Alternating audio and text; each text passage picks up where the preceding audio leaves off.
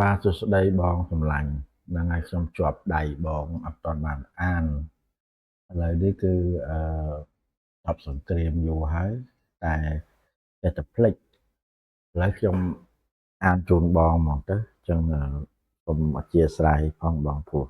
យូរដែរហើយបាទអានេះគឺយើងសង្ខេបទី1គឺពាក់ព័ន្ធជាមួយដៃរបស់បងហ្នឹងគឺការសង្ខេបជារួមគឺមានចំណុចដូចខាងក្រោមបាទទី1គឺបងគឺជាមនុស្សដែលឆ្លាតនិងគិតបានជ្រៅបានន័យថាការគិតរបស់បងគឺស៊ីជម្រៅបាទគឺលក្ខណៈគេហៅថាបាត់ចប់ជាមនុស្សស្មោះត្រង់និងមានអារម្មណ៍ខ្លាំងបាទ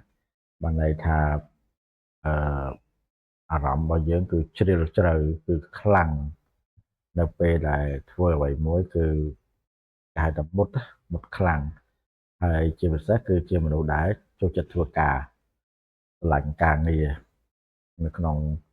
អការងារគឺយើងមិនអាចបោះបង់ចោលទេគឺនៅធ្វើខ្លួនឯងទើបទុកចិត្តហើយពាក់ព័ន្ធនឹងសក្តានុពលឬក៏ភាពជោគជ័យហ្នឹងគឺនៅចន្លោះឆ្នាំនៅកាលពីអាយុ30ទៅដល់40គឺទទួលបានជោគជ័យបាទតកតទៅនឹងសេចក្តីស្រឡាញ់គឺស្រឡាញ់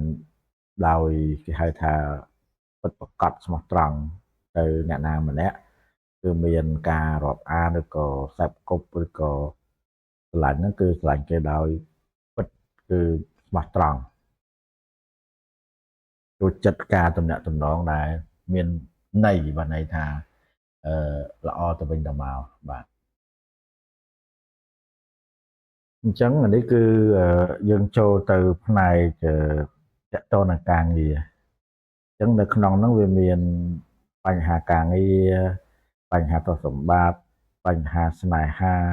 បញ្ហាអនាគតរបស់យើងផ្សេងៗប៉ុន្តែនៅក្នុងពេលនេះគឺខ្ញុំលើកតែបញ្ហាការងារយកមកបញ្យល់បងបាទអញ្ចឹងខ្ញុំចែកវាជា3វគ្គបានន័យថាវ័យក្មេងវ័យកណ្ដាលនិងវ័យចាស់អញ្ចឹងការដែលបងនៅពីក្មេងហ្នឹងគឺចន្លោះអាយុ18ទៅ28បាទគឺជាពេលវេលាមួយដែលបងខិតខំប្រឹងប្រែងបាទជួបនឹងបញ្ហាច្រើននៅក្នុងវ័យហ្នឹងគឺយើងខិតខំប្រឹងស្វែងប្រឹងប្រែងធ្វើការងារបានត្រឹមត្រូវសម្រាប់ខ្លួនឯងហើយមានការផ្លាស់ប្ដូរបាទផ្លាស់ប្ដូរការងារឬក៏ផ្លាស់ប្ដូរផ្ទះសម្បែងឬក៏ផ្លាស់ប្ដូរអ្វីនៅក្នុងឆាកជីវិតហ្នឹងម្ដងទៅពីរដងដែរនៅក្នុងចន្លោះអាយុ18ឆ្នាំទៅអាយុ28ហើយតកតងនឹងប្រាក់ក៏មិនទៅមានស្ថិរភាពដែរនៅក្នុងវ័យក្មេងបាទអញ្ចឹងវ័យនេះគឺជាវ័យដែលយើងរៀនបាននៅបទពិសោធន៍ដ៏ច្រើនសម្រាប់ឆាកជីវិតហើយនឹងបានបទពិសោធន៍នេះជាមេរៀនដើម្បីធ្វើខ្លួនយើងឲ្យមានភាពខ្លាំងនៅក្នុងវ័យកណ្ដាលបាទអញ្ចឹងគឺនៅក្នុងវ័យកណ្ដាលហ្នឹងគឺចាប់ពីអាយុ29ទៅអាយុ40ហ្នឹងគឺជាវ័យខ្លាំងបំផុតតាក់ទងនឹងការងារតាក់ទងនឹងស្ថិរភាពបាទអញ្ចឹងគឺ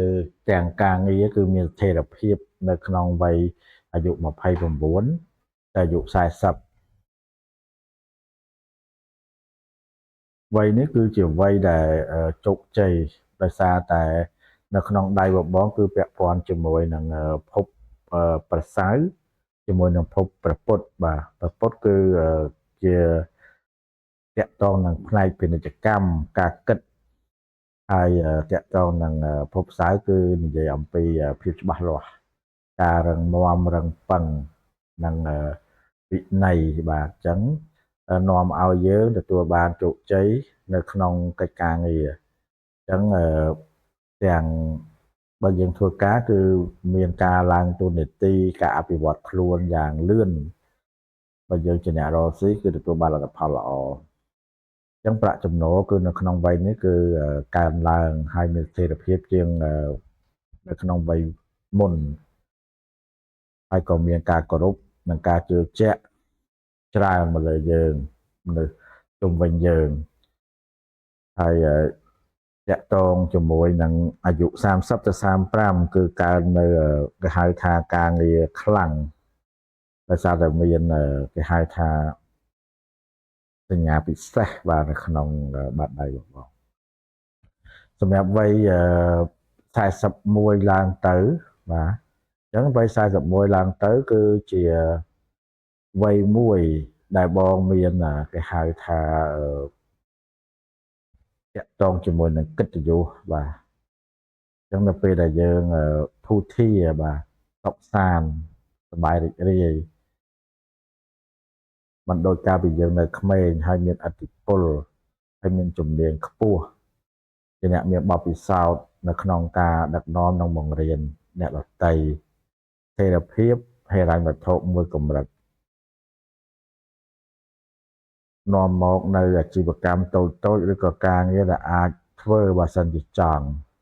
ចំណុចលេចធ្លោគឺទទួលបានការគ្រប់គ្រងពីមនុស្សជុំវិញដែលនៅជាមួយយើងជុំវិញយើងបាទអញ្ចឹងគឺទាំងអស់នេះគឺពាក់ព័ន្ធជាមួយនឹងការងារអញ្ចឹងខ្ញុំនឹងអានបន្តទៀតពាក់ព័ន្ធជាមួយនឹងបញ្ហាទ្រព្យសម្បត្តិបញ្ហាស្នេហាបញ្ហាសុខភាពនិងវ័យចាស់របស់យើងតើ